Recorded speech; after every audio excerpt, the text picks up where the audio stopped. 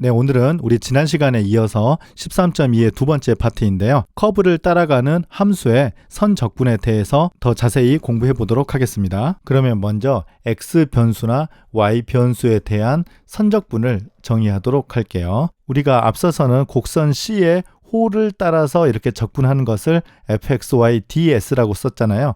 이번에는 임의의 샘플 포인트에서의 함수 값에다가 x의 변화량을 곱한 값을 다 더한 다음에 극한을 취했을 때 이 극한이 존재하면 우리가 이 선적분을 뒤에 dx라고 쓰겠습니다.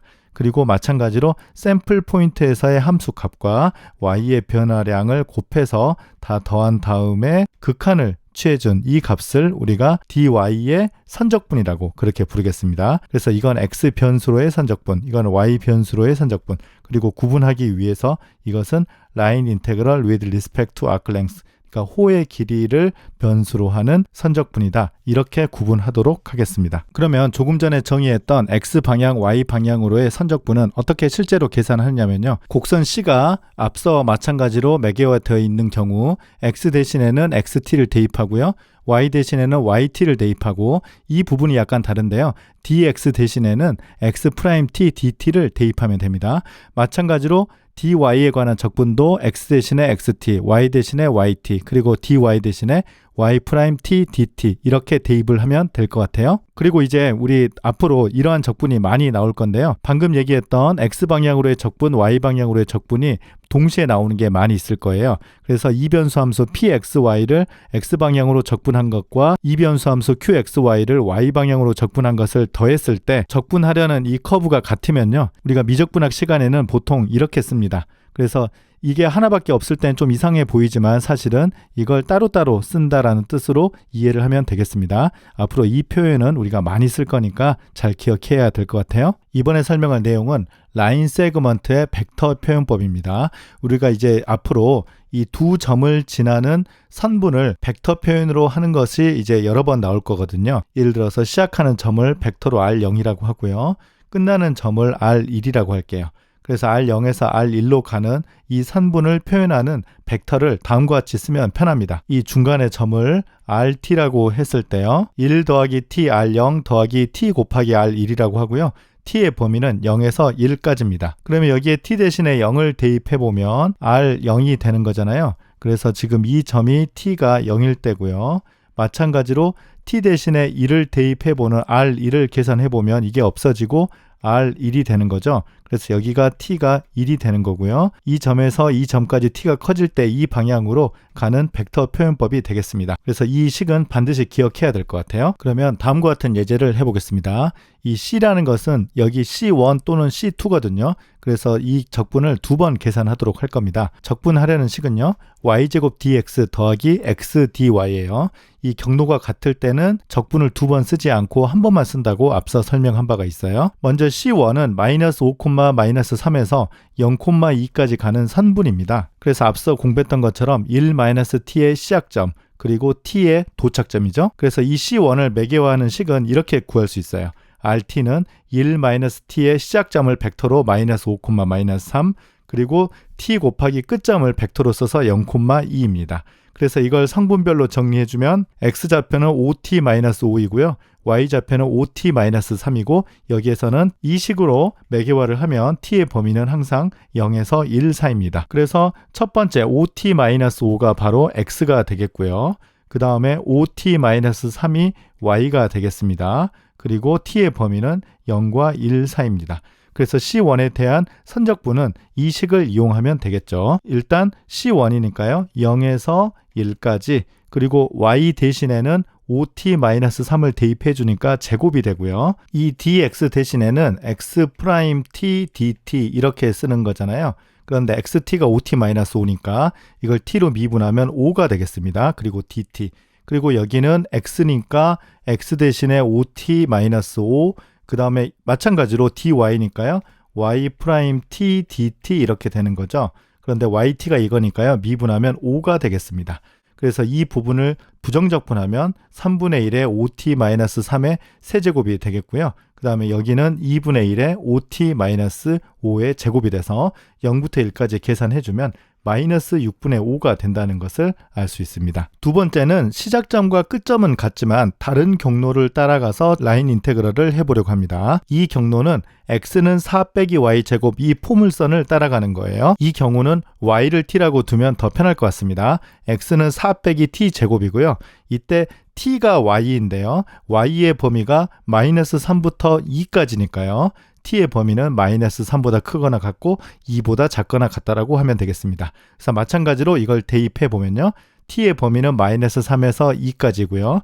일단 y의 제곱이니까 t를 대입하죠. 그래서 t제곱이고요. 그 다음에 dx라는 것은 여기 x 프라임 t dt니까 이걸 미분해주면 마이너스 2t의 dt 이렇게 되고요. x의 dy는 x 대신에 4 마이너스 t 제곱이 되겠고요. 그 다음에 dy는 이걸 미분하면 1이 돼서 dt 이렇게 되겠습니다. 지금 dt 이렇게 있고요. 이 앞의 식을 정리해주면 마이너스 2t 세제곱 마이너스 t제곱 더하기 4가 되는 것이죠. 그래서 이걸 부정적분하면 이렇게 되고요. 그 다음은 뭐 단순 계산이니까요. 마이너스 3부터 2까지 계산해주면요. 6분의 245가 됩니다. 아까 이 앞선 라인 인테그럴은 마이너스 6분의 5였고요. 여기는 6분의 245가 돼서요. 시작점과 끝점이 같지만 경로가 다르면 일반적으로는 라인 인테그럴 값이 같지 않다, 다르다라고 볼 수 있겠습니다. 이번에 설명할 내용은 커브의 오리엔테이션, 방향입니다. 이 커브가 xt, yt 그리고 t가 a부터 b까지 이렇게 매개화되어 있을 때요. 이 곡선의 방향이라는 것은 어떻게 정해지느냐면 당연히 t가 증가하는 방향으로 파지티브 디렉션이라고 정의해 주도록 하겠습니다. 지금은 이 파지티브 디렉션이 그렇게 크게 중요하지 않지만 나중에 우리가 13장 4절에서 그린 정리라는 것을 공부할 때는 이 디렉션이 매우 중요한 역할을 할 겁니다. 이번에 공부할 기호는 좀 이상해 보이지만 이 C에다가 앞에 마이너스를 붙이는 거예요. 그러면 이 C의 곡선에 있는 점과 똑같은 점들의 집합인데요. 방향이 반대 방향, opposite orientation일 때 우리가 마이너스 C라고 씁니다. 그래서 예를 들어서 C가 이렇게 생기고 이 점이 T가 A일 때 점이고요.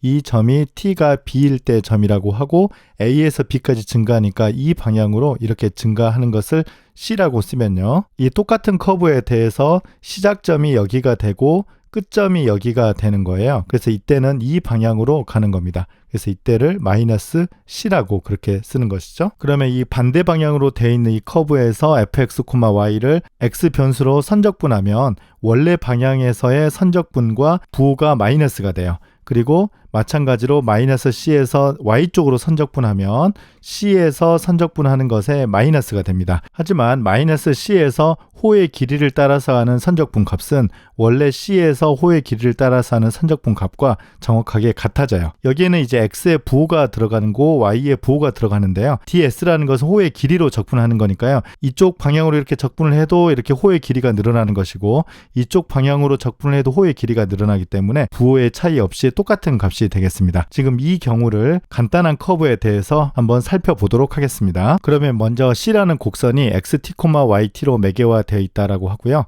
t가 일반적으로 a부터 b인데 계산을 간단하게 하기 위해서 0에서 1까지로 생각하겠습니다. 그러면 이 곡선은 이렇게 되는 것이고 지금 여기가 t가 0이고요. 여기가 t가 1일 거예요. 그래서 이 방향으로 가는 겁니다. 이때 방향이 반대인 이 곡선은 x1-t, y1-t로 표현할 수 있고요. t의 범위는 여전히 0에서 1까지로 할 수 있어요. 이 경우에는 t 대신에 0을 대입해 보면 x1, y1이니까 이 점이고요. 그 다음에 이 방향으로 이렇게 가면 오히려 이 점이 t가 1이 될 거예요. 그래서 이 방향으로 이렇게 간다라고 생각을 하면 되죠. 그래서 이게 곡선 C고요. 이거는 마이너스 C가 되겠습니다. 그러면 먼저 마이너스 C에서 X방향으로 적분해 볼게요. 그러면 0에서 1까지를 대입하고요. X 대신에 X1-T, Y 대신에 Y1-T를 대입하고요. X 대신에는 X1 빼기 T, Y 대신에는 Y1 빼기 T를 대입하고 dx는 이 부분을 t로 미분한 걸 써줘야 되는 거잖아요. x 프라임 1 빼기 t에다가 밖에 1 빼기 t를 미분한 마이너스 1을 곱해주고 뒤에다가 dt 이렇게 써주면 되겠죠. 그러면 이것을 우리가 c에 관한 적분으로 바꾸기 위해서 1-t는 s라고 이렇게 치환 적분해 보겠습니다. 그러면 적분 범위는 1부터 0으로 바뀌고요. f 안에는 xs, ys로 바뀌고 마이너스 1의 x 프라임 s에다가 dt는 마이너스 ds가 됩니다. 그 다음에 이제 0부터 1까지 순서를 다시 바꾸면 마이너스가 나와서요. 마이너스가 하나, 둘, 세 개가 되죠. 그래서 마이너스를 다 빼주면 이렇게 되고, 그래서 이 값은 마이너스 C의 fxy ds라고 쓸 수 있어요. 그래서 앞서 설명했던 것처럼 C의 반대 방향의 선적분은 C 방향의 선적분의 마이너스 값이 된다는 것을 증명했습니다. 그리고 비슷한 방법으로 이 값은 이 식이 되는 것을 설명할 수 있고요. 마지막으로 이 적분을 계산해 보도록 할게요. x 대신에 x 1 빼기 t, y 대신에 y 1 빼기 t를 대입해 주고요. ds는 x 프라임 1 빼기 t를 t로 미분하고 이 안에 것을 미분하면 마이너스가 붙는데요. 여기에 어차피 제곱을 하잖아요. 그래서 이 마이너스는 사실 없어질 것 같아요. 그리고 여기도 y 프라임 1 빼기 t, 여기 마이너스가 붙는데요. 제곱하면 없어지고 뒤에다가 dt, 이 계산이 되겠죠. 그래서 이 식을 이 ds 자리에다가 대입하면 이렇게 되고요.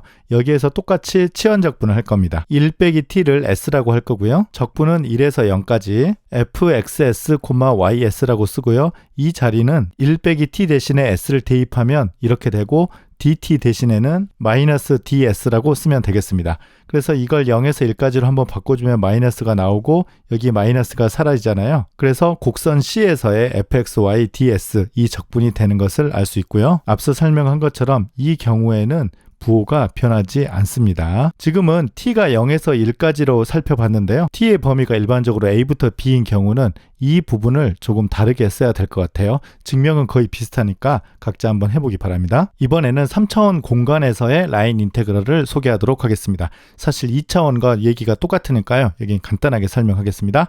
3차원이니까 x는 xt, y는 yt, g는 gt, 이게 하나가 더 추가되는 것이죠. 그리고 RT 벡터는 마찬가지로 XTI, YTJ 이게 하나 더 추가되는 것이고요. 그래서 3변수 함수 fxyg ds 이 곡선을 따라서 적분하는 것은 xyg 대신에 이 매개화된 것을 대입하고요. ds도 속력을 여기에 곱해주니까요. 이걸 당연히 곱해주고 dt가 되겠습니다. 그래서 이걸 벡터로 표현하면 rt가 되고요. 이 뒤에는 rt의 속력을 이렇게 곱해주는 것입니다. 마찬가지로 fxy가 모든 점에서 1이 되면요. 1이라는 함수를 이 라인 인테그럴을 해주면 이 곡선 C의 길이가 되는 것은 2차원과 똑같은 얘기입니다. 그러면 3차원에서 다음과 같은 예제를 해볼게요. C1은 선분인데 시작점이 2, 0, 0이고 끝점이 3, 4, 5입니다. C2는 역시 선분인데 시작점이 3, 4, 5이고요. 끝점은 3, 4, 0입니다. 그러면 3차원에서 이건 정확하지는 않겠지만 이러한 선분이 있고요. 그 다음에 이 점이 같기 때문에 이렇게 꺾이는 이 선분에 대해서 우리가 계산을 하는데요. 이게 C1이고요. 이게 C2라는 것입니다. 그래서 이렇게 피스와이스 스무스 커브는 C는 C1 합집합 C2라고 쓴다고 이미 앞에서 설명했었어요. 그러면 이때 이 값을 계산하라는 것이죠. 그러면 앞서 설명한 것처럼 두 점을 잇는 선분을 벡터로 이용을 하면 매개화하는 게 훨씬 쉽습니다. 1 빼기 t의 시작점이 2, 0, 0을 이렇게 벡터로 써주고요. t에다가 끝점 3, 4, 5를 써주는 거예요. 그래서 이걸 성분별로 계산해주면 2 더하기 t, 4t, 5t가 되고요. 이런 방식으로 쓰면 항상 t의 범위는 0에서 1이라고 했습니다. 그래서 x는 2 더하기 t, y는 4t, z는 5t, 그리고 t의 범위는 0과 1 사이입니다. 그래서 이 C1에서 먼저 라인 인테그럴을 해주면요. t의 범위는 0에서 1이 되겠고요. 먼저 y는 4t니까 4t를 대입하고요. dx는 x'을 하니까 1이 되고 dt입니다. g는 5t를 대입하고요. dy는 이걸 미분하면 4니까 4 곱하기 dt고요. x는 2 더하기 t가 되고요.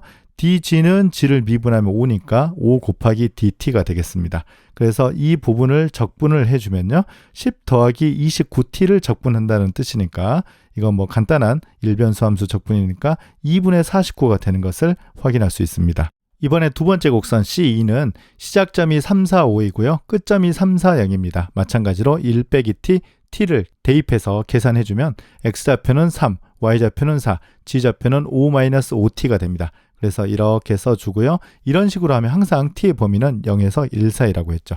그래서 C2에서 적분을 하면요. 먼저 y는 4를 대입해 주고요. x의 변화량은 없습니다. 이건 미분하면 0입니다. 그래서 이건 없어져요. 그 다음에 g라는 것은 5 빼기 5t인데요. y의 변화량 역시 없습니다. 4이기 때문에. 그래서 이 부분도 없어지고요. 그 다음에 x는 3이고요. 그 다음에 dg는 이걸 t로 미분하면 마이너스 5가 돼서 dt가 됩니다. 그래서 0에서 1까지 적분하면 마이너스 15가 돼요.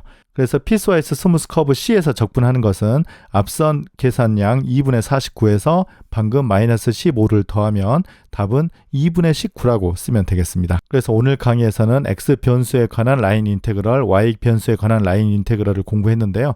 이 두 식은 반드시 기억해야 돼요. 그리고 이런 표현은 앞으로 계속 쓸 거고요. 두 점을 잇는 벡터 표현을 이용해서 매개화하는 것, 이 식도 굉장히 유용하게 쓸 겁니다. 그리고 방향을 반대로 만들었을 때 X방향으로의 라인 인테그럴은 마이너스가 붙고요. Y방향으로의 라인 인테그럴도 마이너스가 붙는데 아크 랭스로 라인 인테그럴을 한 것은 방향이 반대여도 값이 똑같다. 이 사실을 잘 기억해야 될 것 같습니다. 이로써 13.2의 두 번째 파트 함수의 라인 인테그럴까지 공부했습니다. 우리가 이제 다음 시간에는 아주 중요한 벡터 필드의 라인 인테그럴에 대해서 공부하도록 하겠습니다. 네, 수고하셨습니다. 감사합니다.